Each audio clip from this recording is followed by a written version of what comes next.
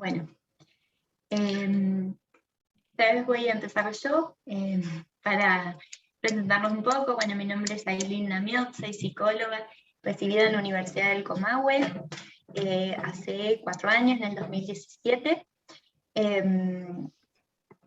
Hace bastante que vengo trabajando todo este tema de género.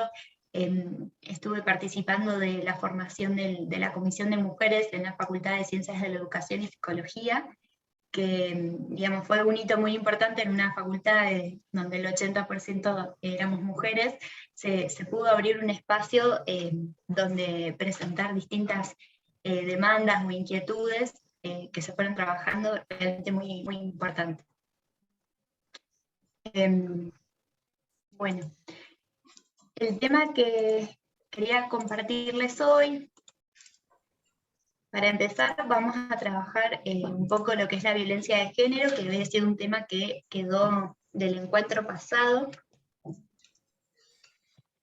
¿Sí? Específicamente la violencia a las mujeres.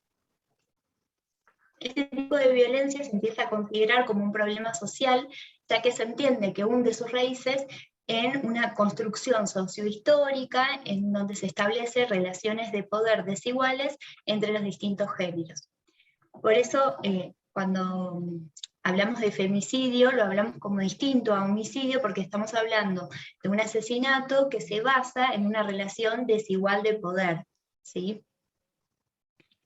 En Argentina, creó en 2009 la ley 26.485, que es la Ley de Protección Integral para prevenir, sancionar y erradicar la violencia contra las mujeres. Esta ley tiene una definición de la violencia, que se las voy a leer.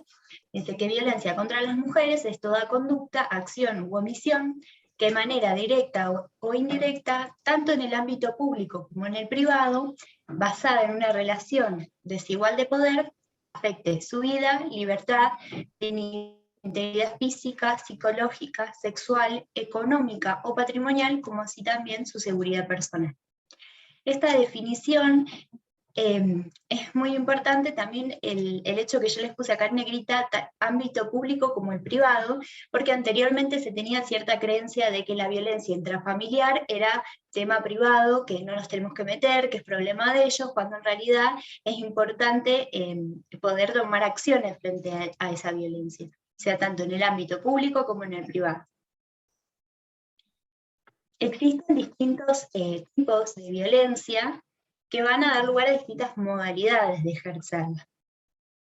Los distintos tipos de violencia se relacionan con una violencia física, es como lo primero que nos suena cuando hablamos de violencia, es algún tipo de daño o dolor contra el cuerpo físico de la mujer, digamos, atentando contra la integridad física de la mujer. Pero también tenemos una violencia simbólica que tiene que ver con la transmisión de mensajes, de imágenes, de íconos, en donde se desvaloriza la figura de la mujer y donde se transmite cierta dominación del hombre sobre la mujer. Por otro lado, la violencia de tipo sexual, que está relacionada con la integridad sexual de la mujer, desde abuso hasta violación, dentro y fuera del matrimonio también. La violencia psicológica, que está relacionada con aquel daño emocional o disminución del bienestar, y se encuentra asociada muchas veces a la culpabilización, a la hipervigilancia, a la coerción verbal, a la exigencia de cierta obediencia o sumisión, y por último la económica y patrimonial, que se encuentra relacionado en toda acción que lleve al menoscabo de los bienes económicos de la mujer, ya sea desde el impedir que la mujer trabaje, hasta la retención del salario, el impedir que tome decisiones sobre sus bienes y sus patrimonios, hasta una cuestión también más social que tiene que ver con la diferencia de salarios a la igual tarea. Misma tarea, pero diferentes salarios. Y estos tipos de violencia contra las mujeres llevan distintas modalidades, como puede ser la violencia doméstica, que se relaciona con la violencia dentro del ámbito doméstico, la institucional, que es aquella que se ejerce por los distintos agentes o profesionales del ámbito público, que un poco con la ley Micaela lo que se busca es contrarrestar este tipo de violencia. Violencia laboral, toda la que se da, digamos, en el ámbito laboral, acoso laboral o diferencia salarial. Violencia contra la libertad reproductiva, que tiene que ver con impedir la decisión de la mujer sobre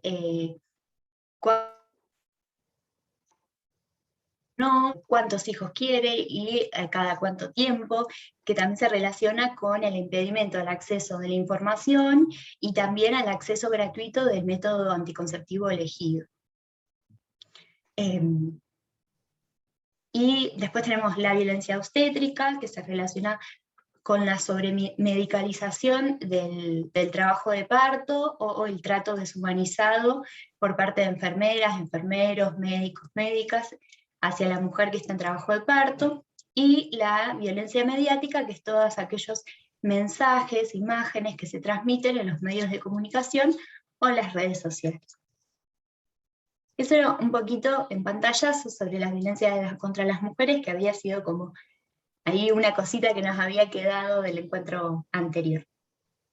Después otra temática que habíamos planteado para este conversatorio es el tema de la diversidad, ¿sí? Entendiendo la diversidad como multiplicidad y pluralidad de realidades.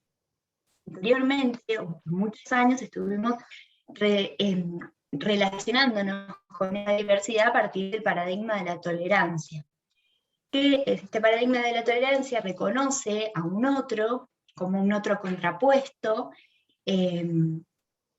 muchas veces con una connotación negativa, pero que se tolera, se acepta. Hoy en día estamos en una transición hacia un paradigma donde valora la diferencia como tal.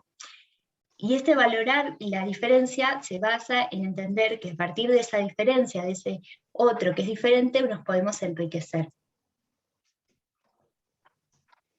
¿Por qué decimos que estamos en esa transición? Porque si bien desde un enfoque de derechos entiendo que todas las personas tienen derecho a la protección en ejercicio y goce de sus derechos humanos, que son fundamentales y universales, sin embargo, hoy en día siguen existiendo grupos específicos que se encuentran sometidos a discriminación y a violencia y que los colocan en cierta situación de vulnerabilidad. Algunos de estos grupos pueden ser personas de distintas etnias, personas con discapacidad, personas transgénero o transexuales, y personas también homosexuales. En cuanto al marco legal, tenemos ciertas leyes que nos sirven de base para esta transición social, ¿no? Para seguir pensando esta transición social. La ley de matrimonio igualitario que se sancionó en Argentina en el año 2010 fue una ley, digamos, que marcó mucho en cuanto a línea de igualdad de derechos, digamos. Esta ley, Argentina fue el primer país en toda América Latina en sancionar una ley que permita el matrimonio entre personas del mismo sexo. A nivel nacional. En Río Negro, ya desde el año 2003, que había una ley que lo permitía, pero a nivel nacional recién fue en el año 2010. Esta ley cambia lo que era el Código Civil anterior, que planteaba que los contrayentes en matrimonio se podría efectuar entre un hombre y una mujer. Estos dos conceptos se reemplazan por el concepto de contrayentes, permitiendo que estos sean del mismo o de diferente sexo. Esto es tal cual se extrae de la ley. Esta ley es muy importante porque permite garantizar todos los derechos matrimoniales, desde el beneficio de la obra social, como la cuestión de los bienes, el patrimonio y también la adopción, a diferentes configuraciones familiares. En el año 2020 se cumplieron 10 años de esta ley, y para esa fecha ya se habían celebrado alrededor de unas 20.000 uniones de personas del mismo sexo. Porque además otra cuestión es que esta ley permite la unión matrimonial de personas que, que sean extranjeras. Entonces muchas personas de países limítrofes vinieron para acá para contraer matrimonio. Otra ley muy importante es la Ley de Identidad de Género, que ya la estuvimos desarrollando un poquito en el encuentro pasado, que garantiza el derecho a todas las personas que lo deseen a modificar su nombre y su género, según su identidad autopercibida. Y también esta ley lo que permite es pensar a las infancias trans y darles un lugar y un marco legal, ya que plantea que las personas menores de 18 años que quieran modificar su género lo pueden hacer a través de un representante legal. Y obviamente con la expresa conformidad del menor. Esta ley permite y destaca el derecho a la identidad, el respeto a la autopercepción, ¿no? de poder definir esa identidad a partir de la autopercepción, la rectificación registral, es decir, modificar todos los documentos legales que anteriormente tenían el nombre y el género anterior, la despatologización, que es importantísima, y mismo desde nuestra profesión, ¿no? Y el acceso a la salud integral. En cuanto a las personas con discapacidad, la Convención Internacional de los Derechos de las Personas con Discapacidad, que en Argentina se aprueba a partir de la Ley 26378 del año 2008, es una convención que también garantiza varios derechos a las personas con discapacidad. Y ya mismo desde la definición que trae esta convención, permite ver un enfoque más social, entendiendo la discapacidad desde una mirada más desde la complejidad y más dinámica. Entendiendo que las personas con discapacidad son aquellas personas que cuentan con algún déficit a nivel intelectual, sensorial o físico, y que a su vez se encuentran limitadas por barreras sociales, que estas barreras sociales le impedirían su total desenvolvimiento en la sociedad. Esta definición lo que nos trae, digamos, son dos conceptos muy importantes. O sea, permite entender la discapacidad desde dos elementos. Por un lado, los elementos de los déficits individuales, pero también por el otro lado el tema de los déficits sociales, es decir, cuáles son las barreras que la sociedad impide que esa persona se desarrolle de manera autónoma. Por eso hablamos de un enfoque social en donde la discapacidad comienza a ser variable y va a depender del entorno para que esa discapacidad sea mayor o menor. Así se reconocen a las personas con discapacidad como sujetos de derechos fundamentales y universales. Y el derecho que vamos a desarrollar hoy en específico, es los derechos sexuales y reproductivos de las personas con discapacidad. Estos derechos son derechos humanos, digamos, universales, y se relacionan, por un lado, con los derechos de decidir cuándo, cómo y con quién tener relaciones sexuales, y esto viene de la mano con acceder a información sobre cómo cuidarse y cómo disfrutar del cuerpo y de la intimidad con otras personas. Y en cuanto a los derechos reproductivos, se relacionan con el derecho que tenemos todas las personas a decidir si tener hijos o no, cuándo tener hijos y cada cuánto tiempo tenerlos. Que viene de la mano también con el acceso a la información, pero también con el acceso a los métodos anticonceptivos que la persona elija. En cuanto a las personas con discapacidad, hay una serie de prejuicios, de mitos, que generan muchas veces conductas discriminatorias que impiden el acceso a este derecho fundamental. Algunos de los mitos que hoy en día, digamos, circulan la sociedad acerca de las personas con discapacidad y estos derechos sexuales y reproductivos. Por un lado, que estas personas son asexuadas, se creen que no tienen desarrollado, digamos, la sexualidad. Por otro lado, otro de los mitos que es necesario romper es que las personas con discapacidad no necesitan tener relaciones sexuales, que solo necesitan cariño. Que viene de la mano con el mito, ¿no?, de que las personas con discapacidad son como niños, niñas, o son como angelitos, desde un modelo más paternalista, ¿no?, que hay que cuidarlos, que son dependientes. Y esto se relaciona mucho cuando hablamos con otras personas que dicen, no, esta tiene una edad mental de 8 años. Bueno, si hablamos de que tiene una edad mental de 8 años, estamos negando la edad evolutiva de la persona. Puede ser que para ciertas capacidades intelectuales no se encuentre desarrollado, pero no quiere decir que su etapa evolutiva no implique la sexualidad. Otro de los mitos que es necesario romper es esto de que las personas con discapacidad tienen una sexualidad irrefrenable, que muchas veces esto viene de la mano con la falta de socialización sobre la sexualidad, ¿no? Si se piensa que las personas con discapacidad son asexuadas, nunca se va a tener ningún tipo de educación sexual, y por eso muchas veces llevan a conductas en donde se los ven como hipersexuales o con una sexualidad irrefrenable.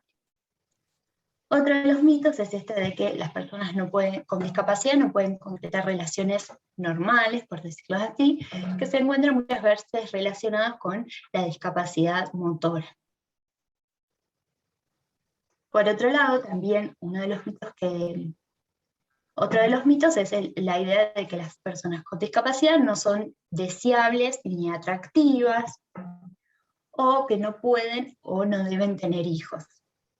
Esto se relaciona muchas veces con las ideas preconcebidas de que por ahí la discapacidad es hereditaria, o que los hijos cuando crezcan van a tener que, como carga, tener que cuidar de sus padres, cuando en realidad si la persona tiene la capacidad de proteger a otra persona, de poder desarrollar el bienestar de otra persona,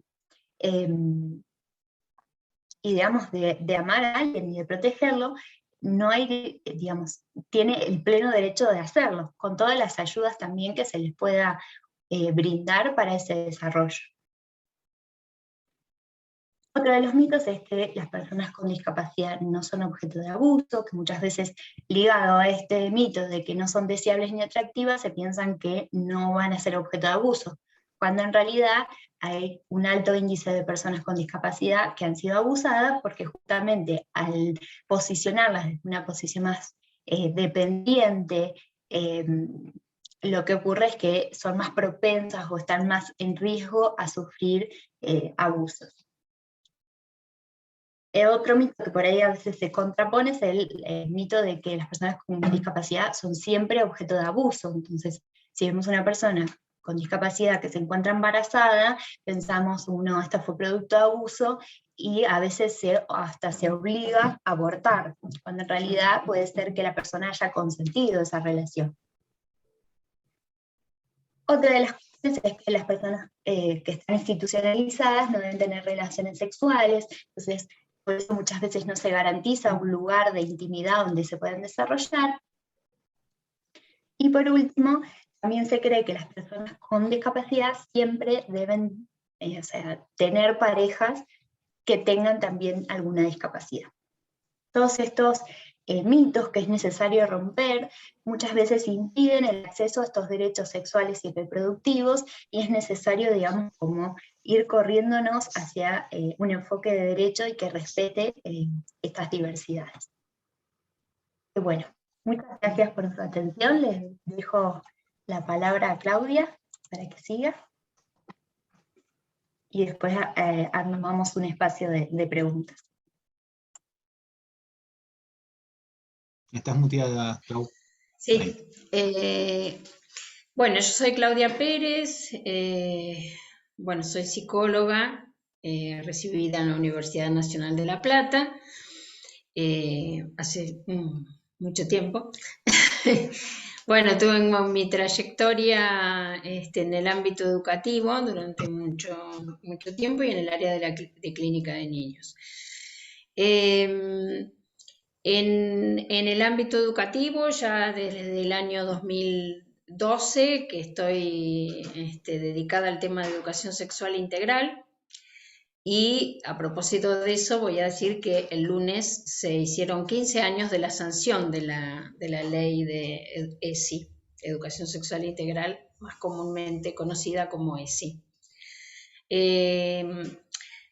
Y bueno, en estos, antes de hablar de mi tema específico de hoy, fundamentalmente quería destacar esto, ¿no? O sea que hace 15 años de esta ley que también en el encuentro pasado estuvimos explicando los propósitos, los lineamientos curriculares y bueno, los objetivos de esta ley.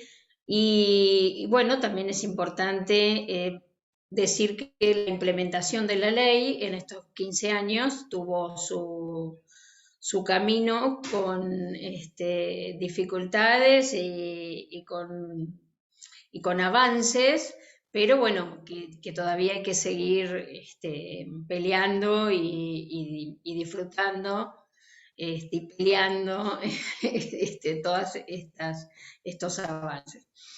Bueno, uno de los puntos una de las temáticas que nos parecía importante, que está justamente ligada con la ESI y la perspectiva de género. Quiero aclarar que la perspectiva de género es, digamos, un eje conceptual de la ESI, más allá de que el tema del género es un paradigma, digamos, un nuevo paradigma como para poder ir viendo, algunas dicen como que es como ponerse anteojos o gafas violetas para ver la realidad de otra manera.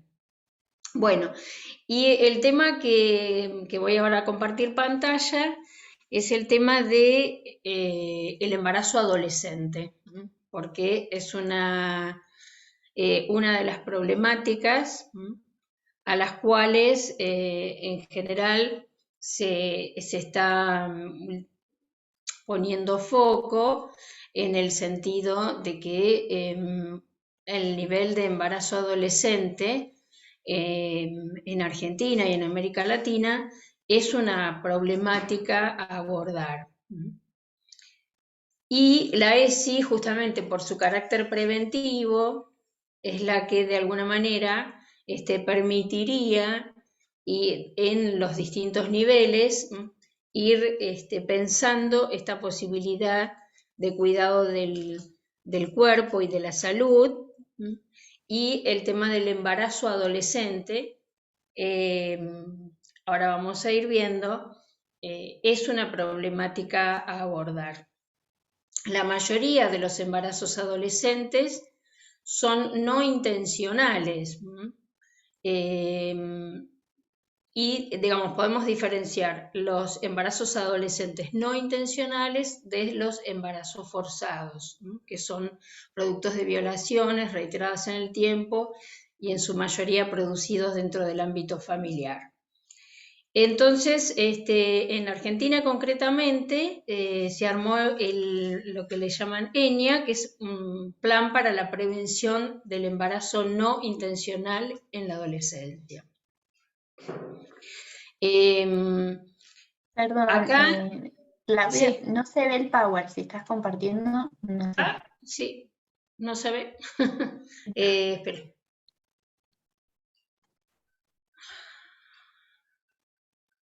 ¿Cuál sería el problema? Compartir pantalla abajo.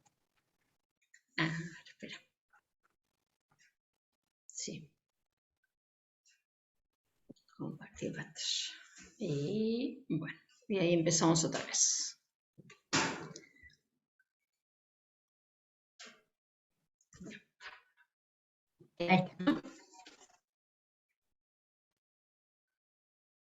Bueno.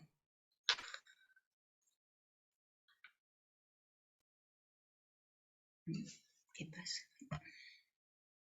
Bien, ahí sí.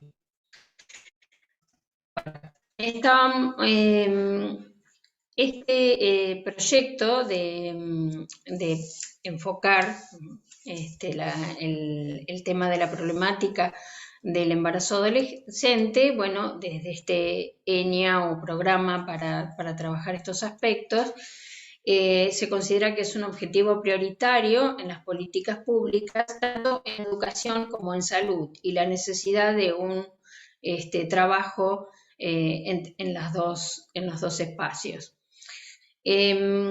Justamente se diferencia esto que hablamos de las franjas etarias. No solamente diferenciamos embarazos no intencionales de los embarazos forzados, sino en relación a las franjas de edad. Es decir, embarazos entre 10 y 14 años de edad y embarazos entre 15 y 19 años de edad. Justamente ahí aparece también una característica bastante importante en cuanto a las desigualdades y la violencia de género. Estadísticamente, el 58,9% de los embarazos de las adolescentes de 15 a 19 años y el 83,4% de las menores de 15 años son reportados como no intencionales o son considerados como no intencionales. Vamos a ir viendo por qué. Estos embarazos expresan el resultado de desigualdades previas y de la exclusión social, desigualdades de clase, de género, de edad, y sobre todo un desigual acceso a la información, a estereotipos y mandatos de género, y a obstáculos para el acceso a la ILE, es decir, a la interrupción legal del embarazo. Son el 30% del abandono de la escuela secundaria de las mujeres es por embarazo o maternidad, a pesar de que hay legislación que las protege para su continuidad en la escuela. Esto es algo también a trabajar en relación a qué pasa con la adolescente que queda embarazada y se retira de la escuela, a pesar de que la escuela la acepta y hace un trabajo como para retenerla. El 67% de las adolescentes y jóvenes que no estudian, no trabajan y no buscan trabajo son mujeres que cuidan niños en sus hogares. Es decir, que generalmente la adolescente que queda embarazada no solamente no concurre a la escuela, sino que no trabaja y queda relegada a su ámbito de la casa, ¿no? Y bueno, hay que hacer una gran pregunta, que es qué situaciones operaron para que esto aconteciera, para que estas mujeres y niñas, sobre todo niñas, atraviesen situaciones en las cuales la decisión autónoma quedó obturada. Es decir, que uno también se tiene que preguntar por qué algunas veces, a pesar de que se cuenta a veces con información sobre los distintos métodos anticonceptivos, no se utilizan. ¿Qué pasa con el acceso a los servicios de salud y a los métodos anticonceptivos? Sabemos que muchas veces los servicios de salud no son servicios de salud amigables, es decir, que no hay una escucha de las necesidades, de las dudas, de las preguntas que tienen las adolescentes, y no hay un encuadre, digamos, de escuchar más allá, inclusive, de la pequeña pregunta que a veces puede un adolescente ir y hacer, ¿no? O sea, muchas veces con situaciones de temor, a la represalia de la familia, a emociones de vergüenza, de dudas. ¿Y qué pasa en los servicios de salud que muchas veces no reciben estas demandas de manera de generar un ámbito de confianza? Muchas veces se atiende a las apuradas o se presupone, inclusive con el tema de la heteronormatividad, se supone cuestiones que no están del todo resueltas y no, sobre todo, hay dificultad en la escucha. Y a veces hay dificultades en el acercamiento a los centros de salud. O sea, es todo un trabajo llegar al centro de salud, no solamente desde lo espacial y de lo físico, sino justamente en función de estos temores o muchas veces la conducta contraria, que significa, ¿no? O sea, como una conducta muy, muy, como uno diría, precipitada, ¿no? Y el acceso a los servicios de salud y a los métodos anticonceptivos, las experiencias y el saber sobre el propio cuerpo, que esto también es fundamental que en la ESI puedan haber una información previa, digamos, lo que se tiene que, digamos, a apostar es a trabajar el conocimiento del cuerpo previo a el embarazo ya en concreto. Y esto yo lo quería aclarar y relacionar porque la ESI tiene en su eje cuidado del cuerpo y la salud una gradualidad desde el cuidado del propio cuerpo en el nivel inicial, con respecto a las conductas de autoprotección, en cuanto al conocimiento del cuerpo, a lo que puede ser, digamos, tocado o no por otra persona, ¿sí? Como prevención del abuso. Después en la escolaridad primaria sigue complejizándose el tema del cuidado del propio cuerpo y justamente en los años prepuberales, en los últimos años del ciclo de la escuela primaria, están específicamente hablados y enseñados todos estos contenidos en relación a cuidado del propio cuerpo, justamente con lo que significa los cambios, la primera menstruación para las niñas y el conocimiento el conocimiento de las relaciones sexuales y de modos de cuidado, justamente para que no llegar a esto que decíamos, los embarazos forzados muchas veces.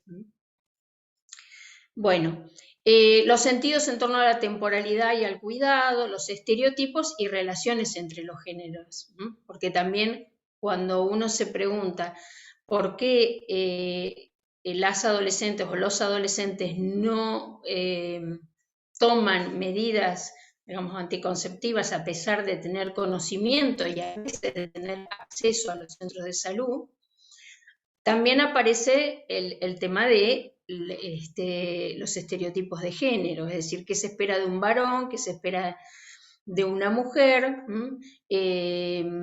cuando la mujer puede decir no, así no, no quiero, averigüemos, preguntemos, vayamos a una salita, y todo lo que significa culturalmente por decirlo así, el debut del varón en ciertos contextos.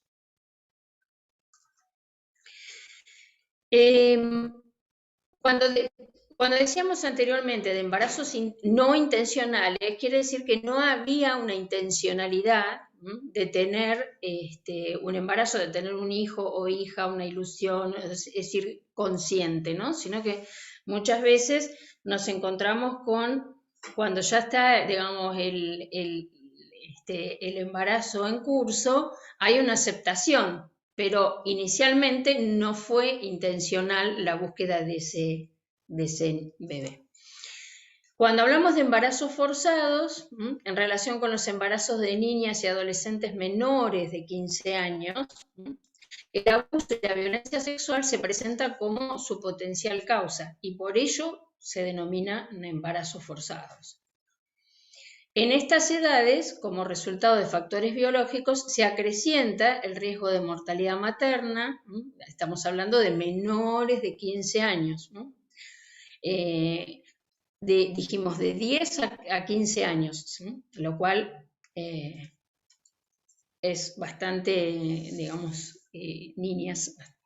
En estas edades, como resultado de factores biológicos, se acrecienta el riesgo de mortalidad materna, la proporción de nacimientos de bajo peso, la de prematuros y de la mortalidad infantil.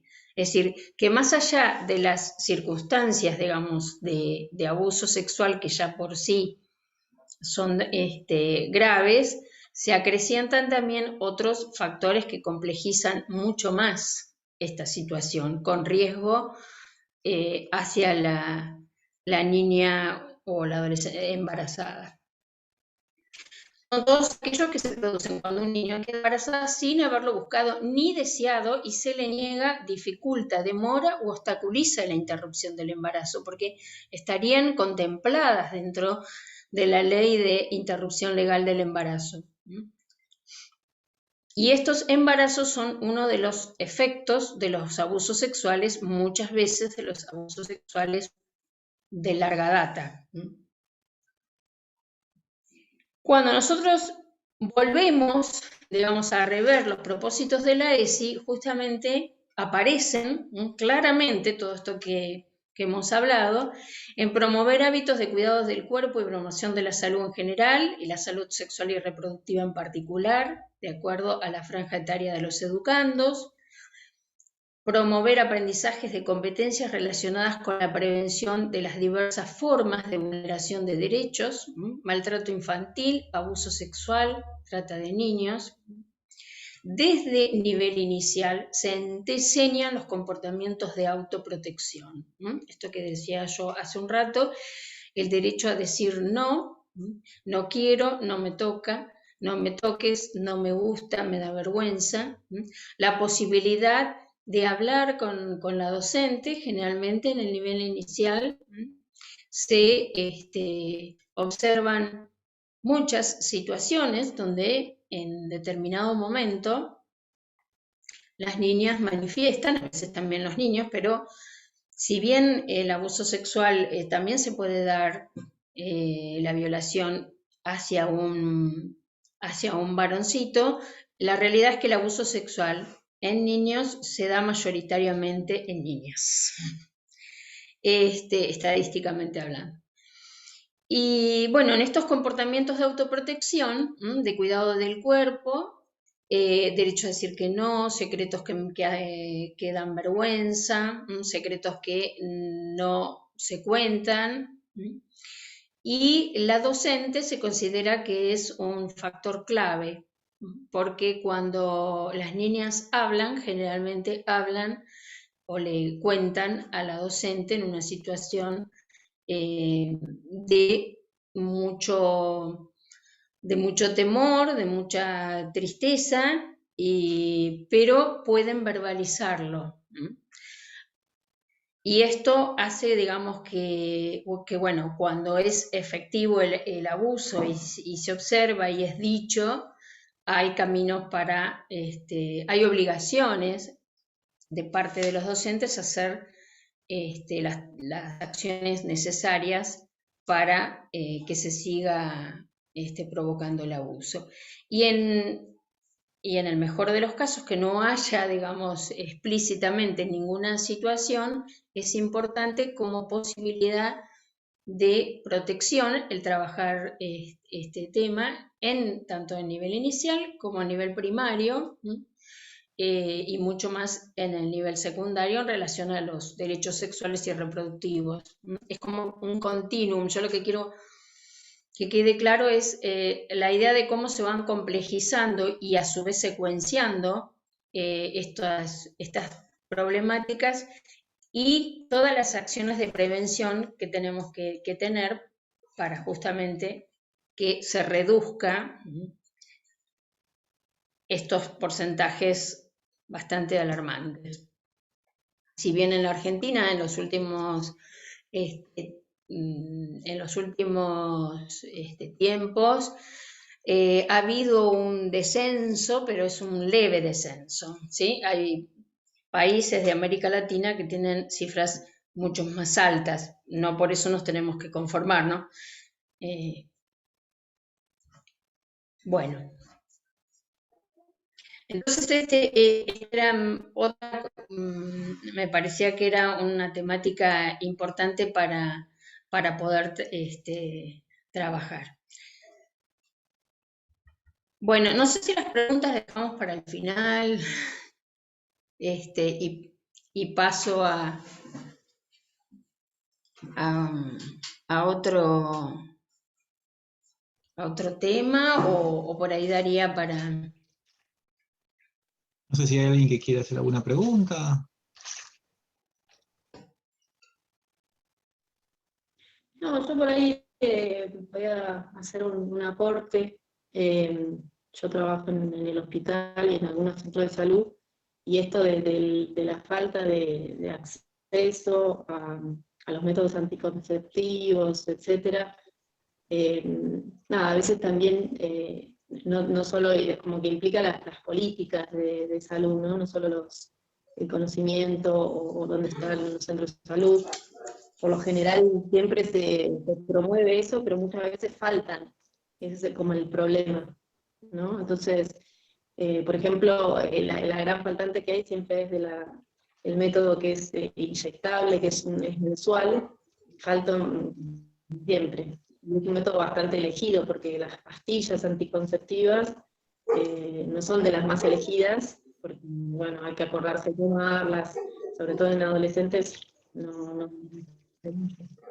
Y después el otro método que también es muy utilizado en adolescentes, y sobre todo en adolescentes por ahí de riesgo, que le llaman en los centros de salud, bueno, que por ahí con alguna conducta, qué sé yo, de fuga del hogar o de consumo, de lo que sea, que saben que por ahí no van a poder sostener un tratamiento o una cosa anticonceptiva, es el intramuscular, y que ese también es súper difícil de conseguir. Entonces hay por ahí 4, y están como sorteando a qué situación o a qué caso le toca la suerte, y bueno, nada, pasan esas cosas, ¿no? Entonces es importante, me parece, la capacitación, el acceso, y bueno, y las políticas públicas. Sí, Eso. seguramente. Sí. Las políticas públicas y las políticas públicas en distintas provincias también son diferentes. Si bien hay una política pública nacional y un marco legal que avala, la realidad es que en las provincias con gobiernos más conservadores muchas veces el faltante de anticonceptivos es mucho mayor, ¿no? Sí, O y en otros momentos, acceso, acá mismo, no en esta provincia, también hubo momentos en que estaban escondidos adentro de un placar.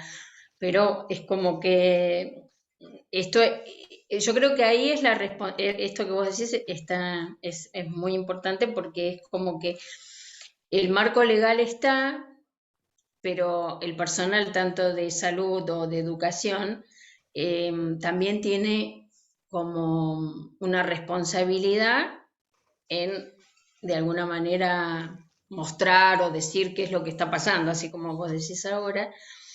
Y también como sociedad civil, digamos, los que no estamos en un determinado momento en las instituciones, también debemos exigir el cumplimiento de estos derechos, ¿no? Si uno quiere decir informar, denunciarlo, hablarlo, exigirlo. Y sí, con el acceso a la interrupción legal del embarazo en esta provincia, digamos, era previo a la ley de la interrupción voluntaria, y se practica, por lo menos en lo público, ¿no? En lo privado ya es otra cosa, pero en lo público se practica como sin ningún tipo de interrupción y acompañando todo el proceso, pero claramente en otras provincias no, sabemos que no es así, y hemos leído visto noticias, digamos, ejemplos que aparecen. de embarazos forzados en niñas, y bueno, todo ese tipo de cosas que no es tan bueno que pasen en la Argentina. Yo creo que más allá de gobiernos más conservadores, también tiene que ver con una sociedad más conservadora, ¿no? Se conoce que las provincias más del norte son más conservadoras, están como más influidas por el catolicismo, por ciertas ideologías religiosas que impiden el acceso a estos derechos. Sí, sí, sí. Hola, quería agregar algo, si puede ser, con respecto a esto que estaban hablando. No te vemos, María. No porque tengo la cámara apagada por la conexión, que es bastante bueno. mala. Pero estoy escuchando, y creo que con respecto al embarazo adolescente no solamente se da por una cuestión de faltante de anticonceptivos. creo que más que nada en los sectores más vulnerados, a veces el hecho de tener un hijo se presenta como el único proyecto viable frente a la obstaculización del acceso a derechos. Además de que hay un fuerte, el discurso religioso tiene mucho peso, ¿no? Esto que decía recién Ailín.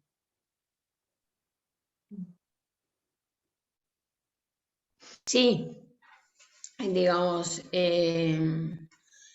digamos, en los embarazos o en esta también este ideal, o no sé cómo, no me sale la palabra apropiada, digamos, pero el ser madre, ¿no? Como una cuestión fuerte también desde el punto de vista de género, ¿no? Con muchas veces la creencia del instinto maternal y que si uno rastrea no es exactamente un instinto maternal, ¿no? Pero cómo juegan estos deseos y estas creencias en relación a la maternidad. Creo que uno de los factores también es el factor religioso y aparte históricamente, ¿no? Como que se sabe que hubo momentos en que, inclusive en algunos países, se promocionó, digamos, el ser madre como una necesidad de aumento del índice de natalidad y de la demografía de un país en determinado momento. Es decir, como hay factores que están en juego, ¿no? Más allá de los faltas, como que son distintos, o sea, son diversos factores, ¿no? Lo que se plantea como una política pública de ley de salud sexual y reproductiva, de facilitación de los métodos anticonceptivos, pero también las creencias religiosas, las creencias culturales, con respecto inclusive a las niñas madres, ¿no? De ciertas zonas de nuestro país, como que está de alguna manera habilitado, ¿no? Y con lo cual, digamos, uno no está en una cuestión de juicio de valor, sí en la cuestión de el derecho a estar informadas, a ver otras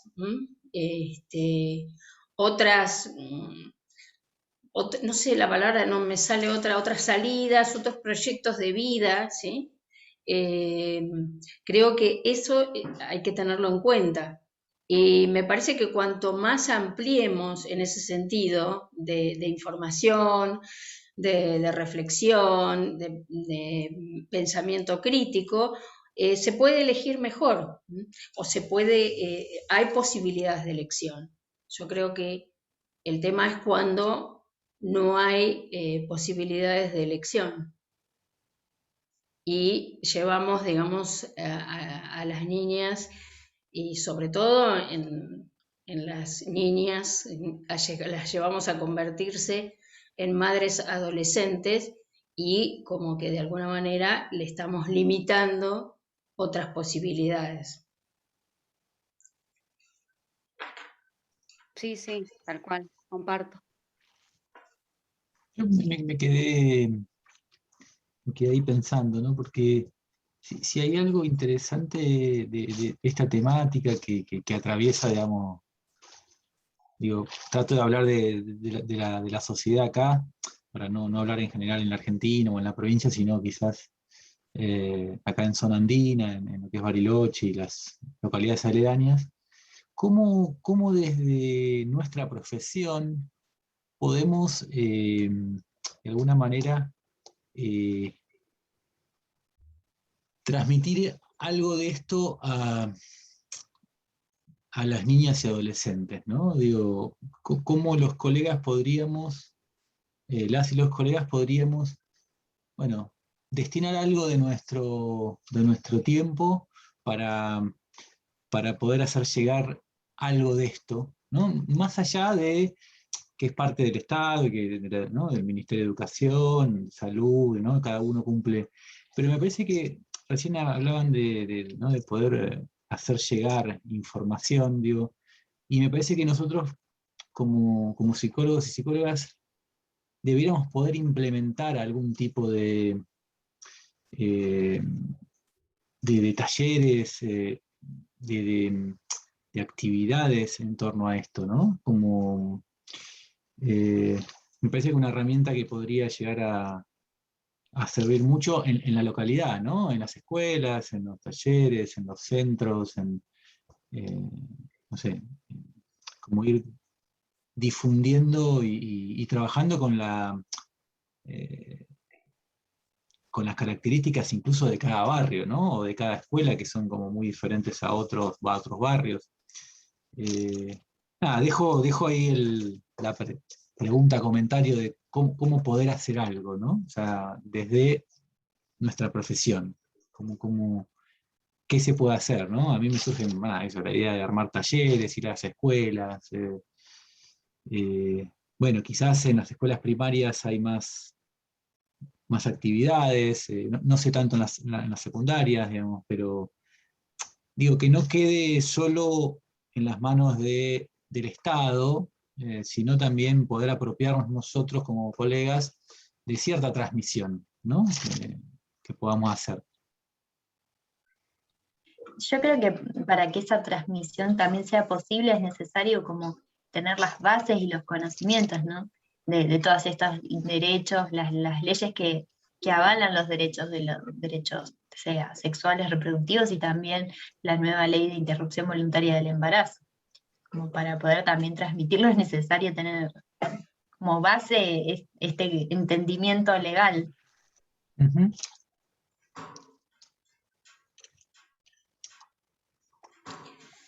Sí, yo creo que el marco legal ayuda muchísimo, digamos, sostiene, pero, o sea, no es lo mismo que no estuviera.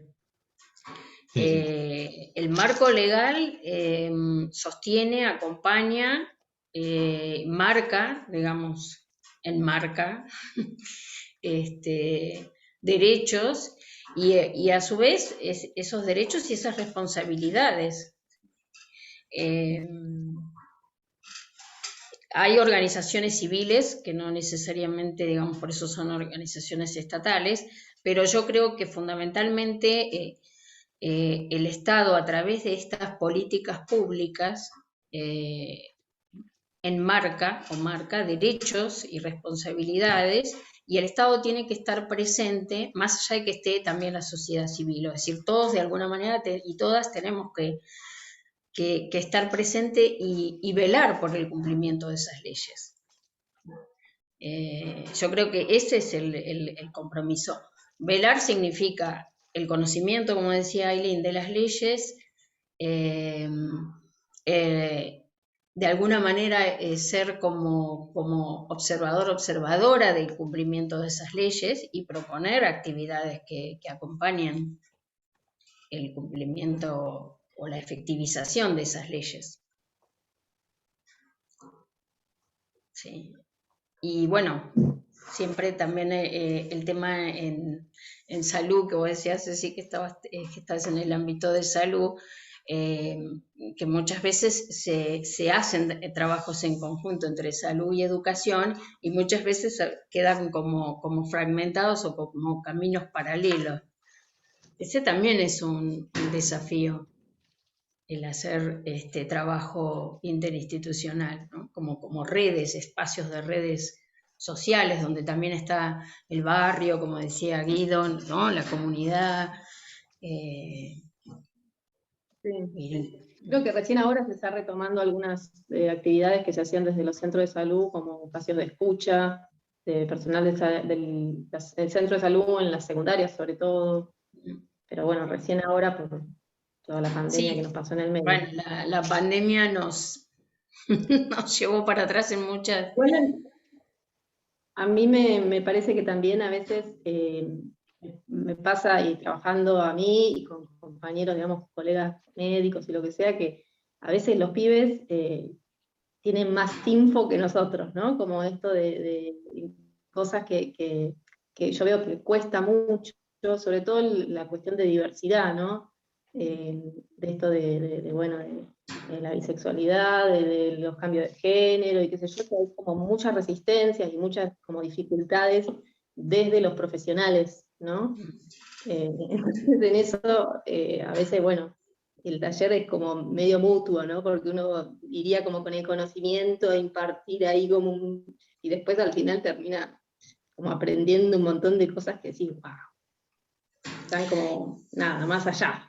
Es que traes algo muy importante que es el conocimiento, digamos, en la horizontalidad. O sea, un conocimiento horizontal, porque es como decir, vos traes información, pero ellos también te traen información. Y ahí es donde, bueno, se enriquece, porque tampoco el ponerse en el lugar del saber, o del sujeto supuesto saber, Sí, es como también, en realidad, en lugar de permitir una ampliación, una apertura o un conocimiento reflexivo, mucha obtura, ¿no? Y eso pasó mucho con el poder hegemónico de los médicos y de los psicólogos también, ¿no? Porque tampoco nos hagamos que muchas veces también nos hemos puesto en ese lugar que obtura en lugar de que posibilita y habilita. Sí, yo sí. pensaba en esto de, bueno, llevarlo, hacer conversatorios en las escuelas, digamos, ¿no? Donde esté la horizontalidad y que en todo caso, quizás lo que podemos ofertar nosotros son talleres donde permitan vehiculizar la palabra de otro modo, no tan profesor-alumno, sino más desde la ronda, ¿no? Porque bueno, sí, hay mucha información, tienen mucha información, pero el tema es qué hacen con esa info también y cómo la pueden llevar a su propia vida y qué pueden decir ellos al respecto. Y este me parece que es el granito quizás que los profesionales de la psicología podemos habilitar, ¿no? Digo, mediante talleres o conversatorios, bueno, que circule la palabra de otro modo, ¿no? Más aprendiendo ellos, en todo caso. Me parece que la apuesta va por ahí también. O sea, ¿no? Como institución que nuclea a psicólogos, me parece que está bueno pensar también en cómo, ¿no? Tenemos un montón de leyes ¿no? Que en todo caso habrá que formarse bien o formar a colegas. Creo que para eso está este encuentro. Pero me parece que está bueno que podamos salir ahí también a los barrios, ¿no? De algún modo, o organizarnos para salir a los barrios. Pero bueno, quizás soy muy utópico. Pero bueno, creo que hay muchos colegas, de estos pocos años que estoy en el colegio, lo que he visto es que hay muchos colegas en territorio trabajando. Muchos, muchos, muchos, muchos. Y creo que tenemos que aprender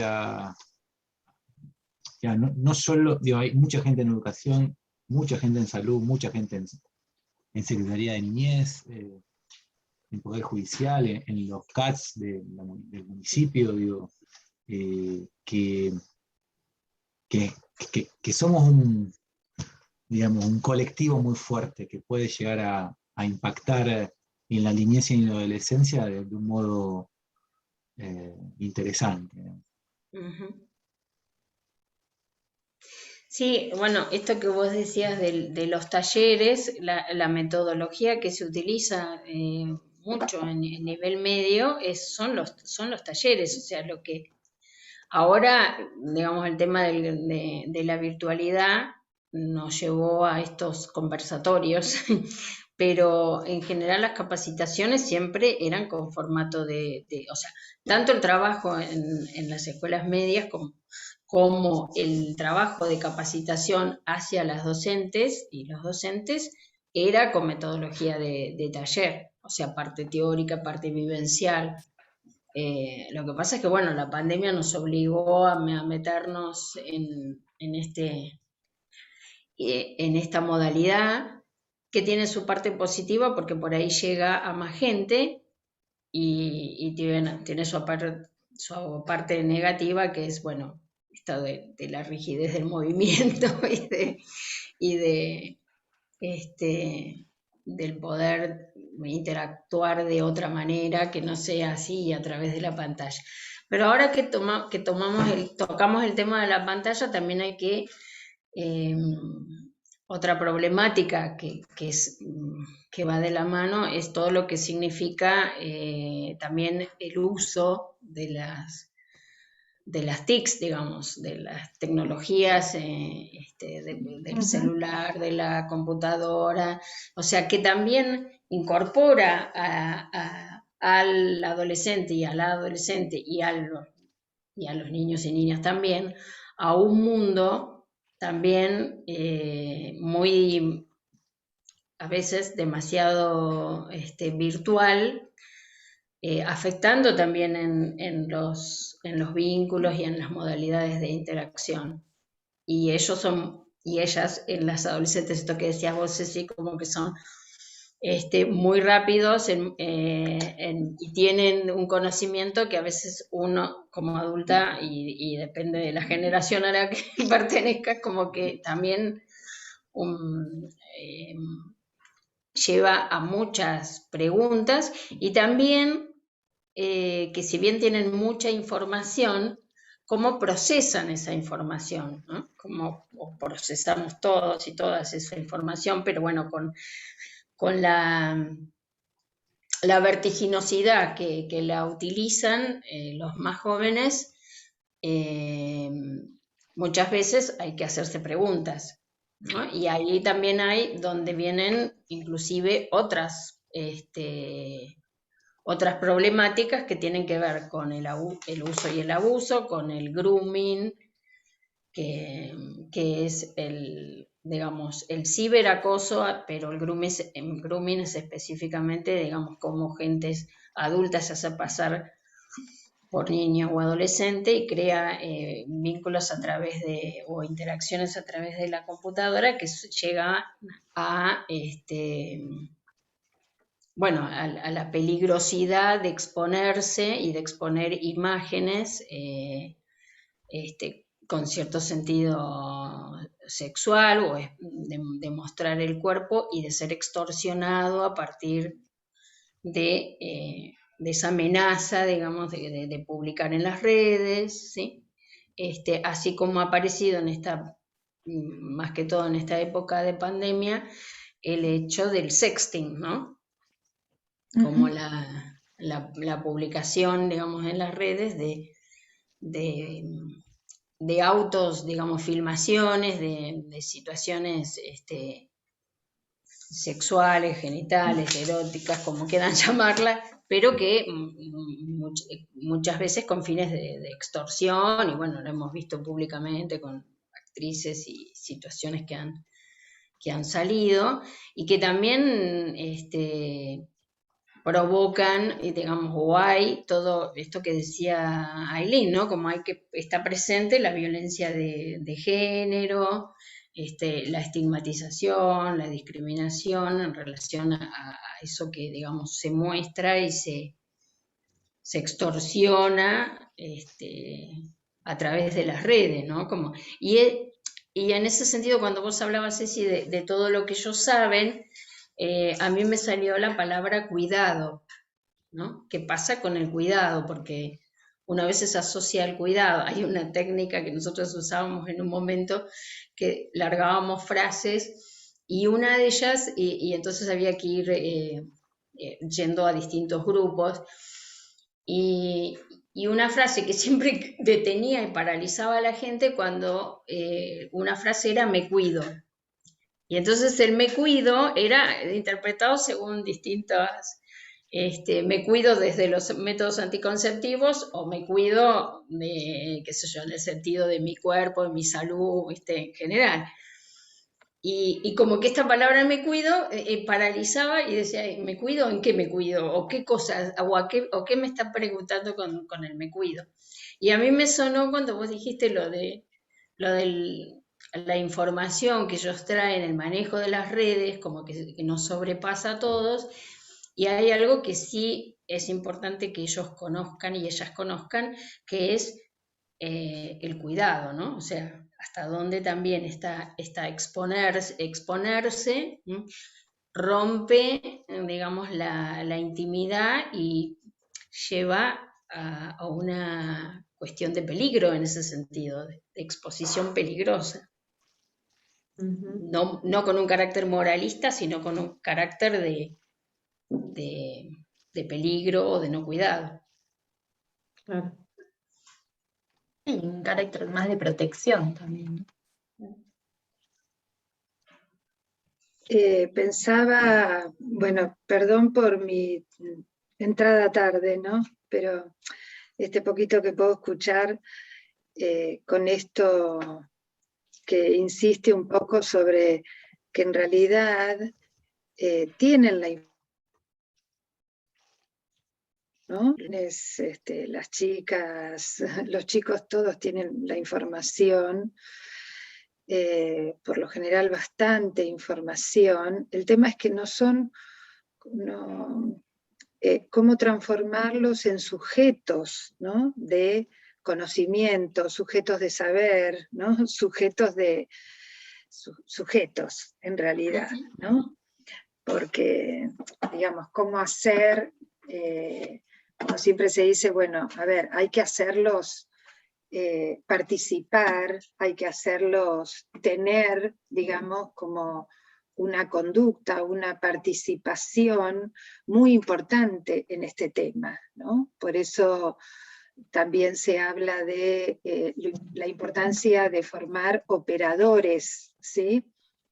Así como hay operadores en salud mental, bueno, esto de ir a las escuelas se superpone también un poco con la ESI, más allá de que tenemos la historia en nuestro país de, digamos, de la educación y la salud trabajando juntas, y lo que fue la salud escolar, que bueno, fue sumamente exitosa, pero bueno, por cuestiones políticas siempre se termina cayendo, y se cayó, digamos, como yo diría, uno de los programas más eficientes, ¿no? Más valiosos que hubo en nuestro país, ¿no? Salud escolar. Bueno, en otras épocas que no se hablaba de esto, pero sí de otros temas. Pero digo, en todo caso el desafío es cómo convertir a las chicas, a los chicos, a los jóvenes en general, en sujetos, ¿sí? Del conocimiento, de poder hacer, de sujetos de su propia salud, ¿no?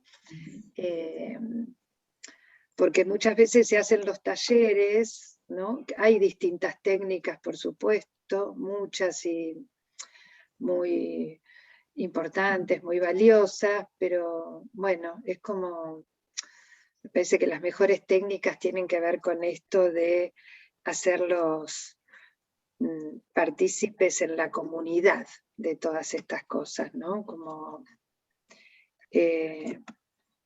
yo me acuerdo que cuando recién se armó la escuela de la fundación en 34 hectáreas, año 90 estoy hablando, bueno, hace mucho tiempo, en los 90, ponele, no sé, qué sé yo, 92, 93, por ahí, ¿no?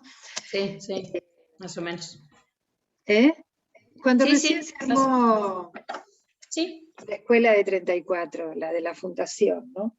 sí, sí, sí. Bueno, ahí yo trabajaba en algunas instituciones, y me acuerdo dando un taller precisamente en ese momento se llamaba salud sexual y reproductiva, y lo que más les, digamos, promovió, ¿no?, el tema y que hicieran y que siguieran formándose y participando, por ejemplo, fue que organizamos una encuesta barrial que hacían las chicas. En ese momento las únicas que participaban, por ejemplo, eran chicas, las que sobrevivían en el taller, porque todas las que eran abusadas por sus padres, por supuesto, no solo las sacaban, no iban más al taller, sino que muchas las sacaron de la escuela. Pero bueno, ese tipo de cosas, ¿no? Como hacerlas participar activamente en la comunidad, ¿no? Ya sea esto, me acuerdo haciendo encuestas, dando ellas mismas los talleres, haciendo reportajes, armando una revista. Digo, la única manera es hacerlas así, como partícipes activos de este tema, ¿no? Si no, es mucha la información, pero no penetra, digamos, ¿no? No se transforma tampoco en un agente, en algo, digamos, donde funcionan las identificaciones, ¿no? La apropiación de eso. Uh-huh. Sí. La apropiación del conocimiento. Sí, claro. Uh-huh. Sí. Si no, no sirve, ¿no? Si no te apropias ahí activamente. Sí, es que yo pienso que, digamos, hay muchos, como muchas variables. Yo creo que esto es un camino, y así como vos decís, Celeste, de esa época, es como que todo toda esta trayectoria, inclusive, bueno, las que venimos de hace bastante, como que apunta bueno, a que en realidad son posibles los cambios, ¿no? Las transformaciones, Sí, claro. pero como transformaciones van sucediendo, digamos, si vos me decís en relación a los años 90, yo creo que, bueno, hemos avanzado y hemos dado muchos pasos, que no significa que muchas veces son pasos y retrocesos y que no son caminos. Yo marco mucho esto de caminos diferentes, mismo dentro de nuestro país, ¿no? También son otros caminos en otros países, pero como que en realidad es un camino digamos, con avances y retrocesos, pero es un camino que bueno, siempre el salvar o el disminuir, o que uno dice, bueno, se disminuye la cantidad de embarazos no deseados o la cantidad de abusos, ¿no? Como que es duro todavía seguir hablando y uno quisiera que no existiera más. Pero creo que este camino va a un empoderamiento, y lo estamos viendo, a un empoderamiento de las niñas y de las mujeres. No es lo mismo que hace 20 años, 30 años, ¿no? Donde uno a veces trabajaba sin marcos legales, trabajaba con, que si bien ahora uno, también el Poder Judicial reniega contra el Poder Judicial, pero bueno, no es lo mismo que hace 20, 30 años. No, claro que no. Y uno lo compara con otras provincias y uno dice, uy, es como que uno es de avanzada, a pesar de que todavía siguen existiendo situaciones no deseables. Pero bueno, a mí me parece que este camino y este desafío que tenemos es el de seguir avanzando y de seguir luchando por esta implementación. Si uno lo mira en relación a otros países de América Latina, uno dice, uy, bueno, a nosotros no nos pasa nada al lado de... Pero también no es lo mismo la provincia de Río Negro que otras provincias. Entonces, como que son como muchas disparidades, ¿no? Y la diversidad en ese sentido no está bueno. ¿Viste? Uno dice la diversidad, pero la diversidad sin... ¿no? Es como que tampoco está la diversidad en cuanto al sufrimiento de la persona. Y Seguro. viste, como que bueno, hemos avanzado en un montón de derechos pero de todas maneras hay mucho camino por hacer. Falta la inclusión, ¿no? Sí. En eso pensás, falta la inclusión, claro, falta la integración. Es que, Sí. viste, de la integración que fuimos pioneros como provincia, pasamos a la inclusión, que es otra categoría, y ya no hablamos de discapacitados y hablamos de personas con discapacidad. Y no es un mero nombre, ¿no? O sea, implica, obvio, todavía debe haber personas que dicen es un mero cambio de nombre o de denominación, pero cuando nosotros, pero bueno, en realidad siempre hay gente, digamos, con más resistencia al cambio o con no postura en función de los derechos de las personas, ¿no? Porque hay gente que eso lo vemos cotidianamente, ¿no? Uno va por la lucha de los derechos y del cumplimiento de los derechos para todas las personas con discapacidad, sin discapacidad, con equidad de género. Uno sigue y también está la fuerza social que va por otro camino. Sí, a mí me pasa con mis estudiantes de enfermería, cuando yo les enseño la ley de salud mental, me miran con cara de ¿y esto? Y yo siempre lo que les digo es que estamos en un proceso de transición, por ahí les resulta como muy lejano, pero es lo que está ahora, lo que está en vigencia y en el proceso de transformación que estamos. Pasa lo mismo con el tema de diversidad y con el tema de la inclusión, y que es necesario estos espacios también para seguir luchando por eso. Ahí intenté compartirles un video que no me salió copiar el link, pero no sé si lo vieron, es bastante, está hace un par de años ya, de un colectivo que se llama Oveja Negra, y el video se llama ¿Cuál es la diferencia? Y es justamente para las situaciones de atención en salud, que bien pueden ser las nuestras en un consultorio, más aplicado a médicos. Y bueno, distintas situaciones de cómo atienden, digamos, desde una perspectiva de género y cómo sería, bueno, la perspectiva de género. Ajá. Está muy bien. Bien. Sí, yo pensaba esto de la provincia, que siempre decimos, bueno, en Río Negro como que estamos bastante adelantados en varias cosas, pero me acordaba del caso del médico de Cipolletti, del Astra, que impidió una interrupción legal del embarazo, como que si bien estamos bastante avanzados, sigue habiendo una resistencia ahí importante.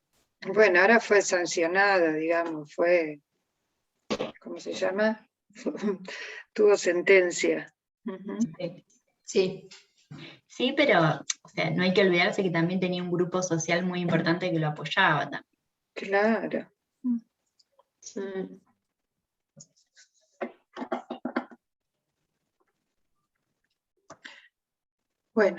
Bueno, estamos sobre la hora, pero quedaron algunos temas en el tintero, pero nos pareció que por ahí estaba bueno esta posibilidad de intercambio, ¿no? Porque bueno, justamente lo otro se puede leer quizás en se pueda hacer en otro momento, se puede hacer algo presencial, que eso capaz que convoca más también. Sí, sí. Que lo necesitamos. Bueno, el miércoles próximo festejamos el Día del Psicólogo, así que están invitadas. Bueno, les agradecemos un montón, Claudia, Ailín, por tomarse ahí el trabajo de poder transmitir a los colegas. Bueno, la clase va a quedar grabada en YouTube, así que para los colegas que no pudieron participar, va a estar subida desde los próximos días.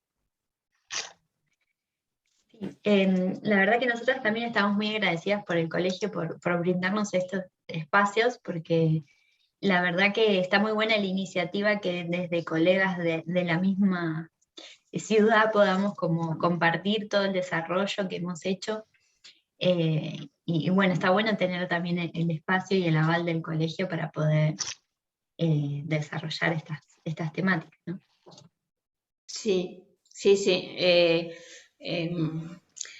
Yo también personalmente les agradezco mucho y también me pareció muy rico el poder intercambiar, ¿no? Y apuesto a tener un espacio así presencial donde podamos compartir inclusive no solamente reflexiones o material teórico, sino estas experiencias que hemos tenido en otros momentos, en otras épocas, en la actualidad, ¿no? Esto que decía Ceci, que yo trabajo en un centro de salud, en el hospital, ¿no? Como que hay, que ese también Sí, es lo que el hay puente, ahora también está puente bueno, con la lo que comunidad, falta, ¿viste? ¿no? ¿Cómo? Sí, sí.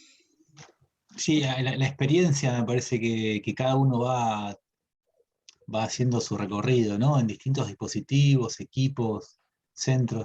Recién la colega María Belén, que tuvo que retirarse, ponía en el chat, ¿no? Lo pongo en palabras para la gente que dice, ¿no? Me olvidé de comentar que trabajo en el DIAT Cedronar, acá en Bariloche, y que actualmente estamos participando de un espacio de conserjería en la Escuela Secundaria 97, junto con el Centro de Salud de 34 hectáreas. De 34. Fíjense qué interesante, ¿no? Como una cosa es hablar de la teoría, de las leyes, qué sé yo, y otra cosa es, Sí. che, en 34 estamos trabajando de este modo, no Ujú, estamos haciendo ujú. esto. Y ahí me parece que ahí se cocina lo más rico. Creo que ahí tenemos que apuntar a convocar a los colegas, ¿no? A que vengan a hablar Sí, de la propia experiencia.